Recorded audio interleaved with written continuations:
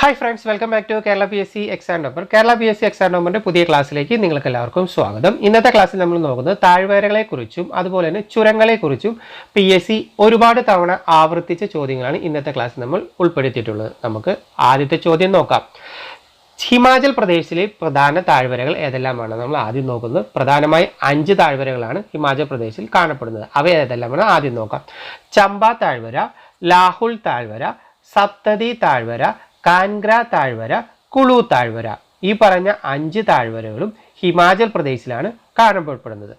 ചമ്പ താഴ്വര, ലാഹുൽ താഴ്വര, സപ്തതി താഴ്വര, കാൻഗ്ര താഴ്വര, കുളു താഴ്വര. ഈ 5 താഴ്വരകളും ഹിമാചൽ പ്രദേശിലാണ് കാണപ്പെടുന്നത്. നമുക്കിനി അടുത്ത താഴ്വരകൾ കൂടി നോക്കാം. ജമ്മു കാശ്മീരിൽ കാണപ്പെടുന്ന താഴ്വരകളാണ് നുംബ്ര താഴ്വര, സുരു താഴ്വര. നുംബ്ര താഴ്വരയും സുരു താഴ്വരയും ജമ്മു കാശ്മീരിലാണ് കാണപ്പെടുന്നത്. പ്രധാനമായി ഇന്ത്യയിൽ കാണപ്പെടുന്ന 7 താഴ്വരകളാണ് ഇവിടെ പറഞ്ഞിട്ടുള്ളത്. ചമ്പ താഴ്വര, ലാഹുൽ താഴ്വര, സപ്തതി താഴ്വര, കാൻഗ്ര താഴ്വര, കുളു താഴ്വര. ഈ പറഞ്ഞ 5 താഴ്വരകളും ഹിമാചൽ പ്രദേശിലാണ് കാണപ്പെടുന്നത്.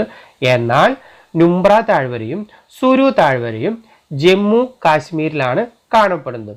ഈ താഴ്വരകളെ കുറിച്ചുള്ള ചോദ്യങ്ങൾ PSC ഒരുപാട് തവണ ആവർത്തിച്ച് ചോദിച്ചിട്ടുള്ള ചോദ്യങ്ങളാണ് നമ്മൾ ഈ ക്ലാസ്സിൽ ഉൾപ്പെടുത്തിയിട്ടുള്ളത്. ഇനി നമ്മൾ അടുത്തത് നോക്കുന്നത് ചുരങ്ങളെ പറ്റിയുള്ള. ഇന്ത്യയിൽ കാണപ്പെടുന്ന പ്രധാന ചുരങ്ങൾ അവ ഏതെല്ലാം സ്ഥലങ്ങളെ തമ്മിലാണ് ബന്ധിപ്പിക്കുന്നത് എന്ന് നമുക്ക് നോക്കാം. അടുത്തത് ഷിപ്കില ചുരം. ഷിപ്കില ചുരം ഹിമാചൽ പ്രദേശിനെയും ടിബറ്റിനെയും തമ്മിലാണ് ബന്ധിക്കുന്നത്.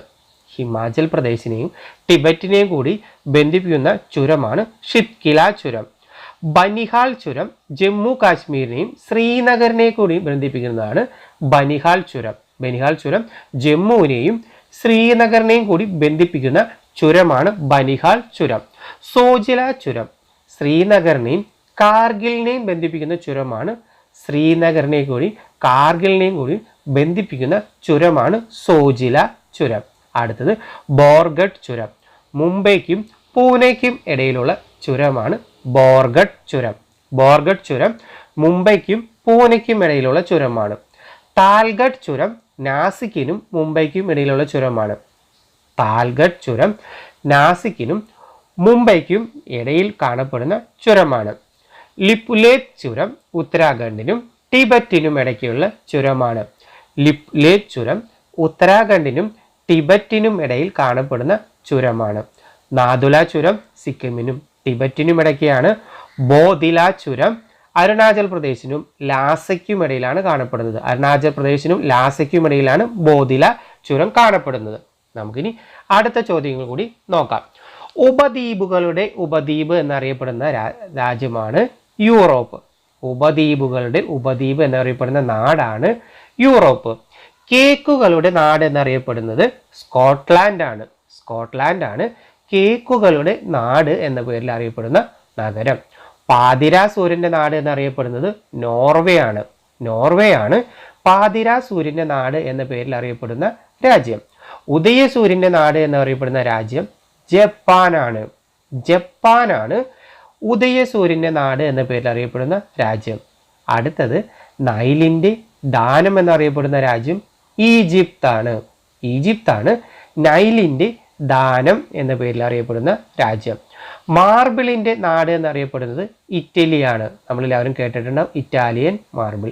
ഇറ്റലിയാണ് മാർബിളിന്റെ നാട് എന്ന് പറയുന്ന നാട്. വെളുത്ത റഷ്യ ബലാറസ് ആണ്. ബലാറസ് ആണ് വെളുത്ത റഷ്യ എന്ന പേരിൽ അറിയപ്പെടുന്ന രാജ്യം.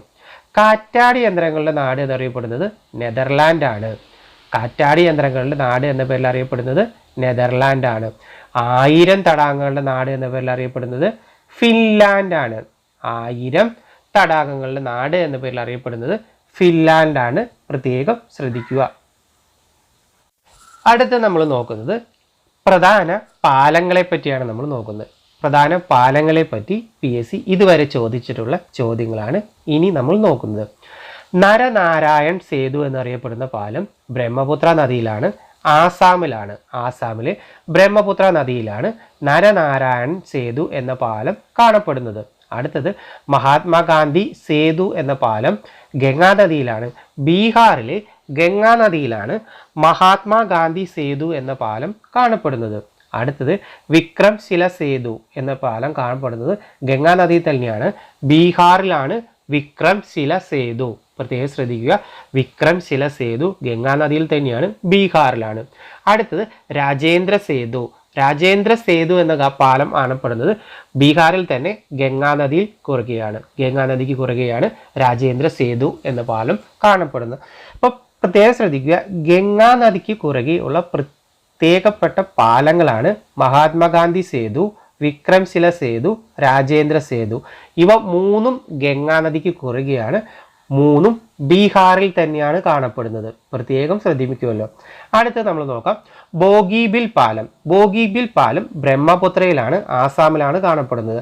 രബീന്ദ്ര സേതു ഹുഗ്ലി നദിയിലാണ്, ബംഗാളിലെ ഹുഗ്ലി നദിയിലാണ് രബീന്ദ്ര സേതു പാലം കാണപ്പെടുന്നത്. അടുത്തത് വിവേകാനന്ദ സേതു, ഹുഗ്ലി നദിയിൽ തന്നെ, ബംഗാളിലെ ഹുഗ്ലി നദിയിൽ തന്നെയാണ്.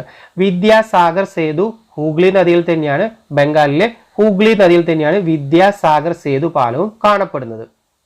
അപ്പോൾ ഹുഗ്ലി നദിയിൽ കാണപ്പെടുന്ന പാലങ്ങളാണ് രവീന്ദ്ര സേതു, വിവേകാനന്ദ സേതു, വിദ്യാസാഗർ സേതു. ഈ മൂന്ന് പാലങ്ങളും ബംഗാളിലെ ഹുഗ്ലി നദിയിൽ കാണപ്പെടുന്ന പാലങ്ങളാണ്. രവീന്ദ്ര സേതു, വിവേകാനന്ദ സേതു, വിദ്യാസാഗർ സേതു. മൂന്ന് പാലങ്ങളും ബംഗാളിലെ ഹുഗ്ലി നദിക്ക് കുറുകെ കാണപ്പെടുന്ന പാലങ്ങളാണ്. അടുത്തത് നെഹ്റു സേതു. സോൺ നദിയിൽ, ബീഹാറിലെ സോൺ നദിക്ക് കുറുകെയാണ് നെഹ്റു സേതു പാലം കാണപ്പെടുന്നത്. Signature bridge. സിഗ്നേച്ചർ ബ്രിഡ്ജ് കാണപ്പെടുന്നത് യമുന നദിയിലാണ്. ന്യൂഡൽഹിയിലെ യമുന നദിയിലാണ് സിഗ്നേച്ചർ സേതു പാലം കാണപ്പെടുന്നത്. അപ്പോൾ ഈ പാലങ്ങളെ കുറിച്ച് PSC ഒരുപാട് ചോദ്യങ്ങൾ ചോദിച്ചിട്ടുണ്ട്. ഈ ചോദ്യങ്ങൾ പ്രത്യേകം ശ്രദ്ധിക്കുക.